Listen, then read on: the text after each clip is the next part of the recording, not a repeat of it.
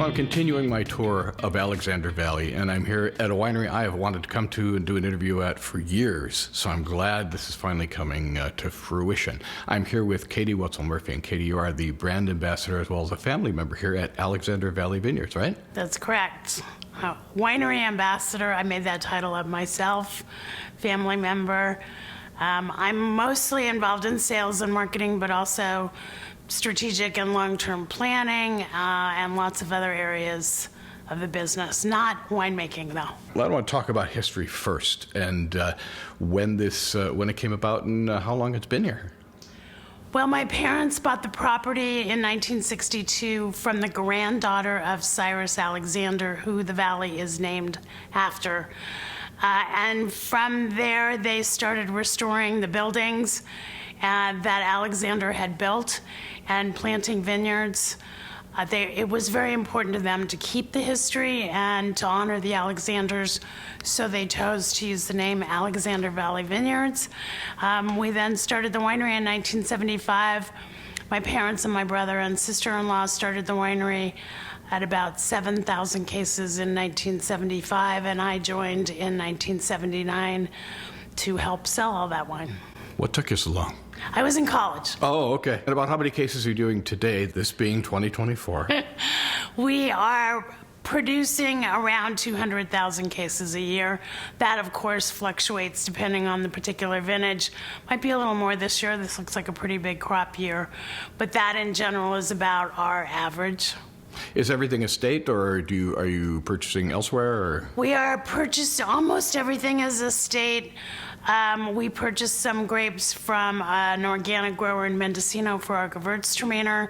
We purchased a little bit of fruit from Dry Creek Valley and Knights Valley. But most of the bottles say estate bottled and estate grown. Now, before we started the interview, we were talking about this area being incredible for growing grapes. The grape you were growing here that I would not have expected is Pinot Noir. And it's right here by the river, you say? We grow, the Russian River flows through our vineyard. It's in the middle of the property. We have grown Pinot Noir since the beginning, since the 1960s. We didn't start making it at the winery till 1978. But it grows very well here, and since it's growing in the coolest place on our vineyard, we have 4 acres. We have kept it.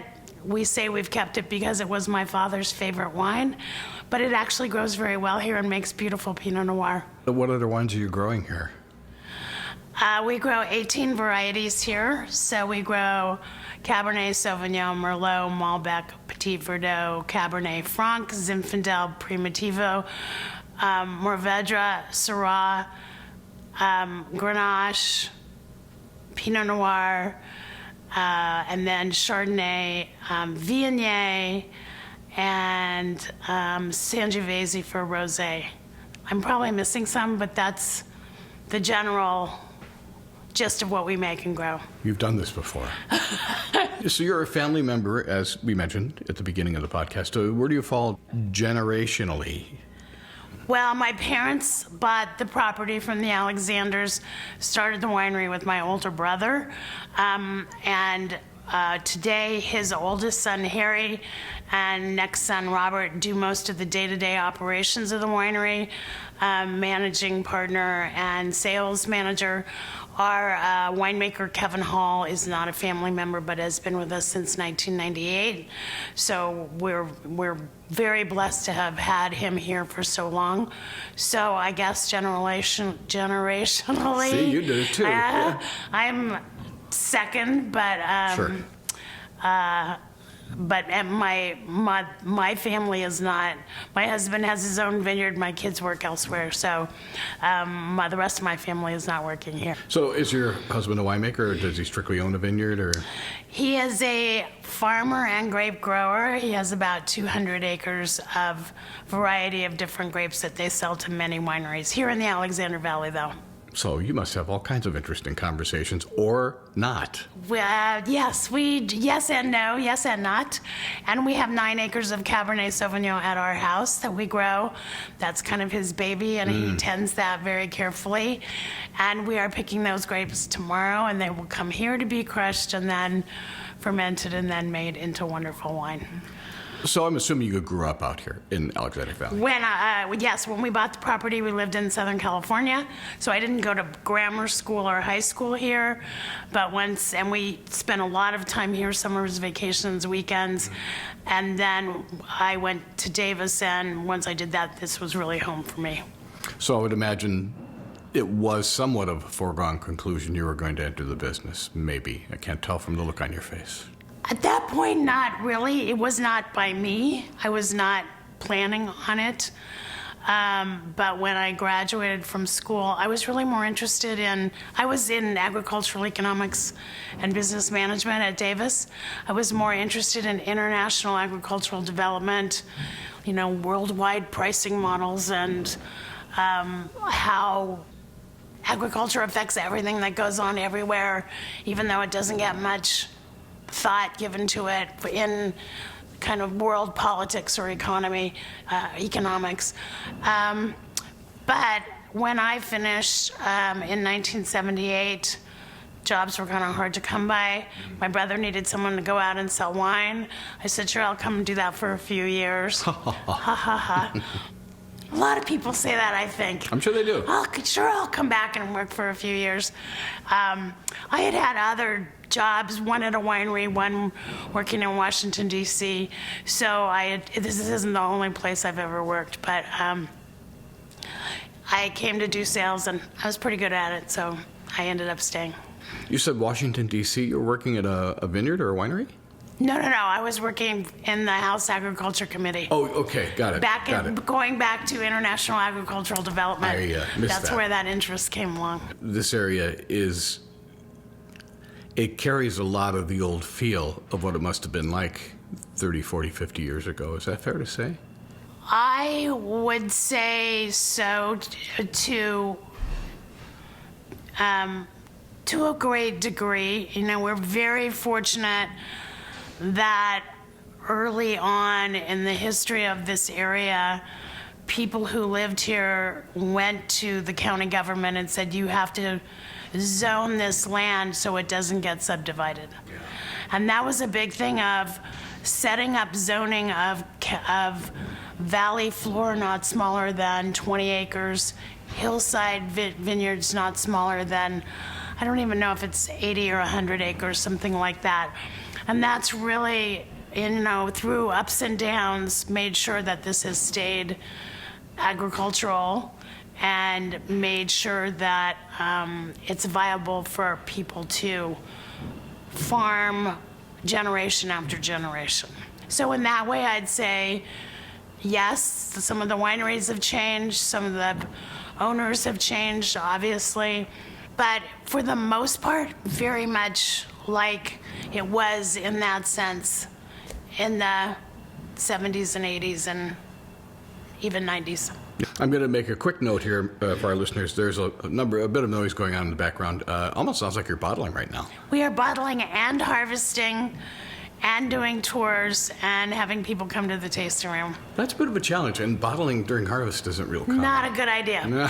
Not what we like to do, but we were slowed down this year by personnel issues, not having enough people on the bottling line, and a lot of wine to bottle.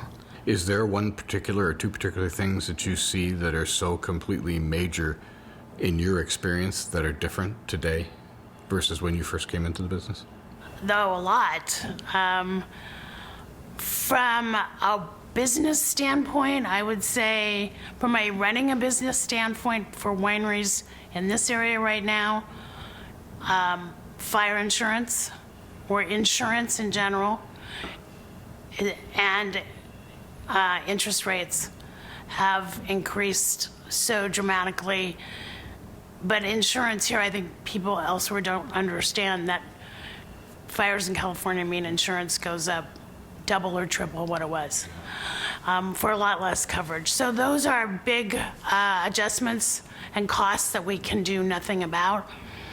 In general, for the wine business as a whole, I was doing a speech the other night in San Diego to a wine group and talking about how I do, but a lot of people who drink wine now don't remember when everybody didn't have a glass of Chardonnay before dinner. Before Chardonnay became what Chardonnay is now, the most popular white drunk everywhere all the time. And those kind of big changes in drinking habits, and there are a lot of those, and some of them are regional, some of them in different parts of the country. Those kind of changes have been a benefit to California wineries and American wineries probably in general. But you have to at least not anticipate them, but be able to react to them when they happen. Here at the tasting room, which is a charming little spot, and it's funny because it's so open here, but yet there's this, treed area with shade and all that. Can people just wander on in? Do you have to make an appointment? How does that work here? You don't need an appointment. People can wander in. We like appointments for groups of more than 6. We're open every day from 10 to 5. And we charge $10 for an estate tasting, $25 for a reserve tasting, and we have tours of our caves and a little bit of the historical background of the winery twice a day at 12 and 2:30, because that is when our forklifts go on break. So you'll be safest at those times for your tours. And most importantly for our listeners who'd like to learn about you online, what is your website? Our website is wthe.com. We have all of our wines listed, which range in price from $18 to $75. A lot of great library wines as well, magnums and big bottles. A recipe for every single wine that we release, information on our 3 different wine clubs, how to visit us, all the events we have during the year for wine club members and for the public as well, including a cave dinner on Cyrus Alexander's birthday in March. We just had a harvest festival. We do lunches in the gardens. So there's lots of information at avvwine.com. Katie, this has been a lot of fun meeting you, and amazing history. To be in a space like this and to be part of this world is wonderful. I thank you for your time. Thank you very much.